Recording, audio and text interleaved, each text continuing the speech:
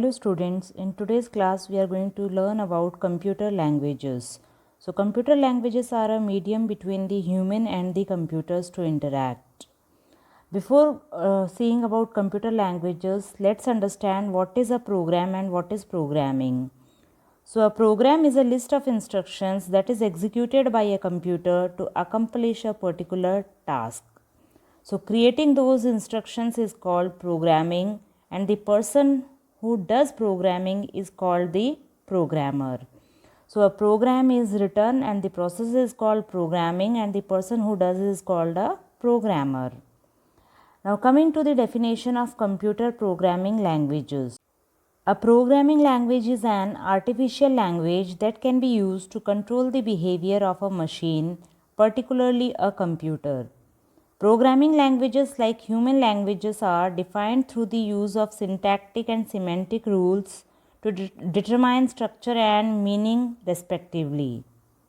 There are mainly three types of programming languages, that is machine level language, assembly level language and high level language. Machine level language and assembly level languages are considered to be low level language, and next generation languages are called high level languages. Now let us see all these three languages one by one. So the first type of programming language is the machine level language. A machine language, sometimes referred to as machine code or object code. Machine language is a collection of binary digits or bits that the computer reads and interprets. Machine language is the only language a computer is capable of understanding. It consists of zeros and ones. So it is the binary language which is understood by the computer, and it is made up of only zeros and ones. The view of machine language would be something like this. So here we see everything in zeros and ones. The second type of language is assembly language. It is a low-level programming language for computers, microprocessors, microcontrollers and other programmable devices. Assembly language is just one level higher than machine language. It consists of simple codes known as mnemonics. Each statement in an assembly language corresponds directly to a machine code understood by the microprocessor. The software used to convert an assembly program into machine code is called an assembler. The next type of programming languages is high-level language.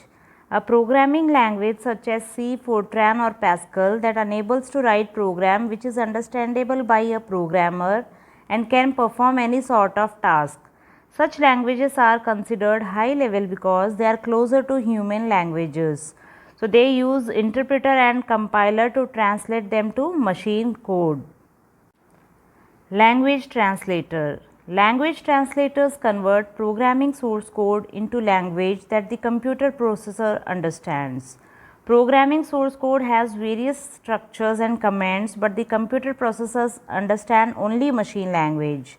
So we need to convert the assembly language and high level language into machine language so that the computer can understand. There are three types of translators: assembler, compiler and interpreter. Let's discuss about them one by one. What is assembler?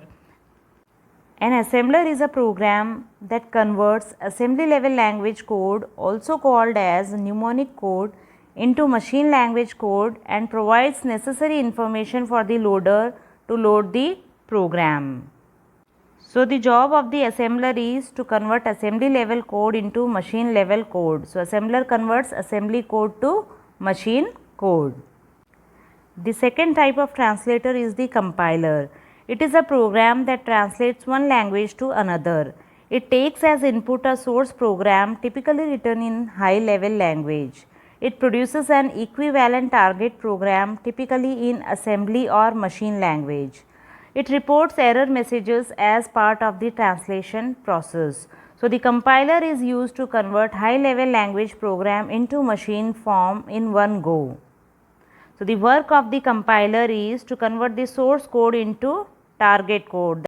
That is, high level language is either converted into assembly language or machine language. The third type of translator program is the interpreter.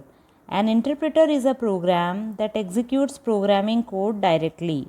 Interpreter can convert a source code, usually on a step-by-step or line-by-line and unit-by-unit basis, into machine code. Interpreted languages are read and then executed directly with no compilation stage. So removing errors becomes easy in this case.